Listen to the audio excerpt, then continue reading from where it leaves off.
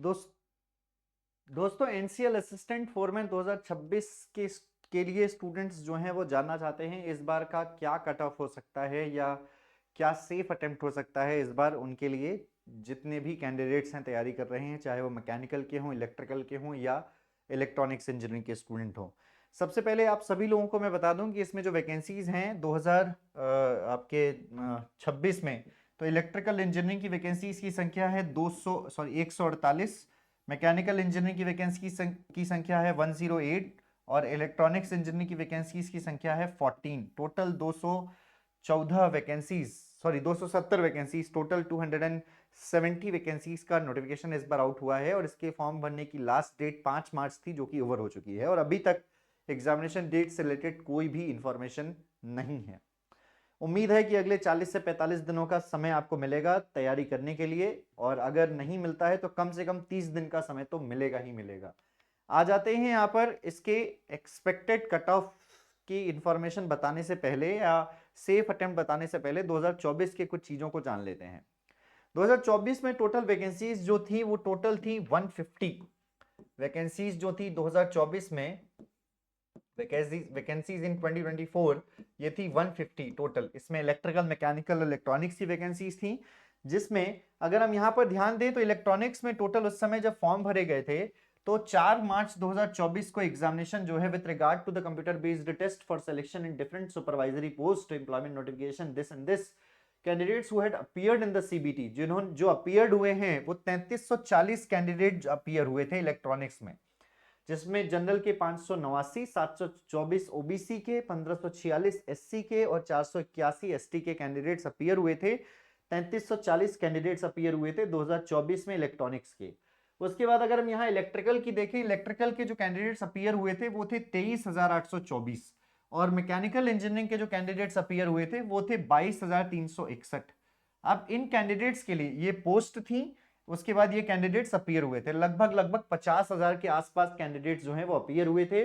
23,000 और 22,000 जो है वो 23 और 22 हो जाता है आपका 45,000 और 1,000 इसमें हो गया 46,000 और 46,000 के बाद 3300, ये तो लगभग 50,000 के आसपास कैंडिडेट्स अपीयर हुए थे 150 वैकेंसीज के लिए। ओके, तो यहां पर चर्चा करते हैं कि क्या कट ऑफ गई थी 2024 में। तो 2024 में इलेक्ट्रिकल इंजीनियरिंग की और इलेक्ट्रॉनिक्स इंजीनियरिंग की, सबसे पहले मैकेनिकल इंजीनियरिंग की कट ऑफ देख लीजिए। मैकेनिकल इंजीनियरिंग की कट ऑफ सेक्शन ए और सेक्शन बी क्या है।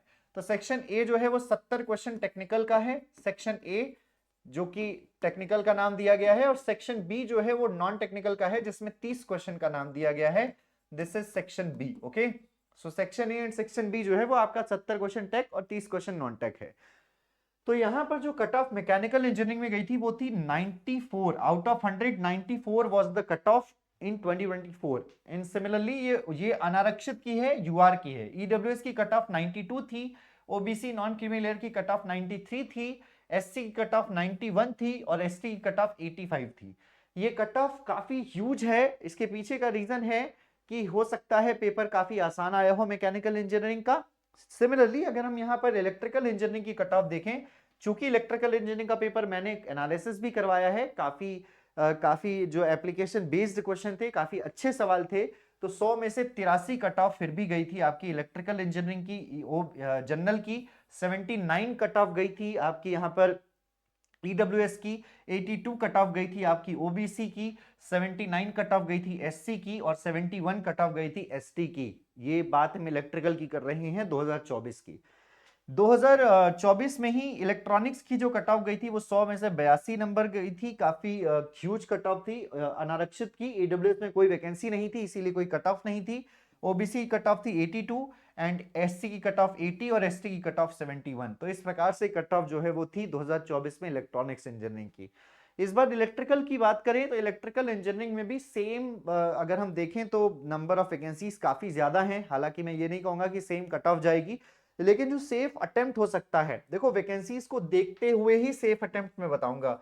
वैकेंसीज इस बार जो है वो डबल है। अगर आप देखोगे तो 150 वैकेंसीज ऑलमोस्ट डबल हैं इस बार वैकेंसीज, 270 वैकेंसी हैं।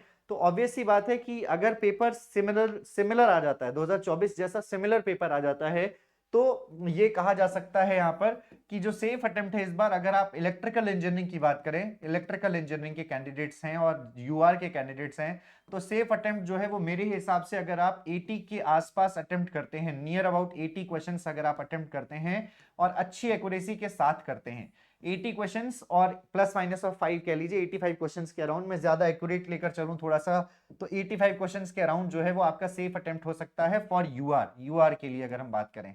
इसी प्रकार से ओबीसी के लिए भी मैं यही बोलूंगा, ओबीसी के लिए भी मैं यही बोलूंगा और ईडब्ल्यूएस के लिए भी मैं यही बोलूंगा, सेफ अटेम्प्ट जो है वो इनके लिए 85 क्वेश्चंस के आसपास होना चाहिए इलेक्ट्रिकल इंजीनियरिंग के लिए।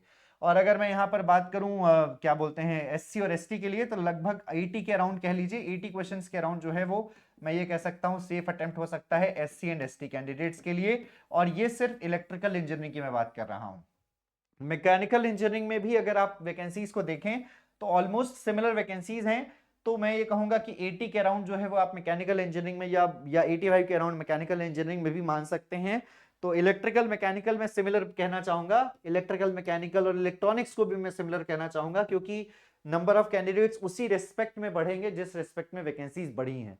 तो मैं सेफ अटेम्प्ट जो है वो मैकेनिकल के लिए भी यही कहना चाहूंगा और इलेक्ट्रॉनिक्स के लिए भी यही कहना चाहूंगा, लेकिन अच्छी एक्यूरेसी के साथ होना चाहिए, विद गुड एक्यूरेसी, समझ रहे हैं। इसमें आपकी एक्यूरेसी जो है वो बहुत अच्छी होनी चाहिए, 95% से ज्यादा एक्यूरेसी होनी चाहिए, तब जाकर कहीं आपका सिलेक्शन इस बार होगा आउट ऑफ 100 क्वेश्चन। ये मान के चलिए कि इस बार की कट ऑफ आपकी 80 के आसपास रह सकती है, अगर सेम पेपर बनता है तो, सिमिलर पेपर बनता है जैसा पेपर 2024 में बना है वैसा ही पेपर बनता है तब।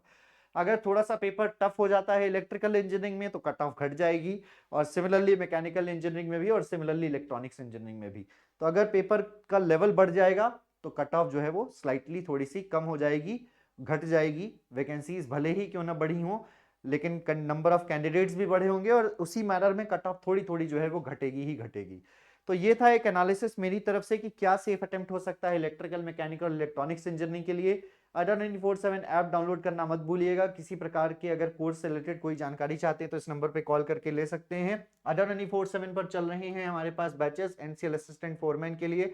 आपको अडा 24/7 पर आना है, ऑल कोर्सेज एजी एग्जाम्स इलेक्ट्रिकल इंजीनियरिंग पर आना है। एनसीएल का हमारे पास स्पेसिफिक बैच है कोलफील्ड्स लिमिटेड। बेहतर है कि ये बैच को ज्वाइन करने से आपको ईद पे इस समय मिल रहा है महापैक पर एक अच्छा खासा डिस्काउंट, तो महापैक परचेज कर लेंगे तो उसमें सारे के सारे कोर्सेज आ जाते हैं। एनसीएल असिस्टेंट फोरमैन का कोर्स 1469 रुपए का है, लेकिन महापैक आप सभी लोगों को 21 महीने की वैलिडिटी के साथ, महापैक आपको 21 महीने की वैलिडिटी के साथ आपको जो मिल रहा है वो 2299 रुपए प्राइस दिख रहा है। लेकिन आप कूपन कोड इस्तेमाल करेंगे Y1022 और जैसे ही आप इस कूपन कोड का इस्तेमाल करते हैं आपको मिल जाता है डिस्काउंट। ये कोर्स मिलेगा 2194 रुपए में। ध्यान रखें कूपन कोड ये है। ओके, धन्यवाद आप सभी लोगों का। सेशन को ज्यादा से ज्यादा लाइक और शेयर कीजिएगा, चैनल को कर लीजिएगा सब्सक्राइब जिसने भी नहीं किया है। Bye bye, take care, see you soon and God bless you all. Thank you so much.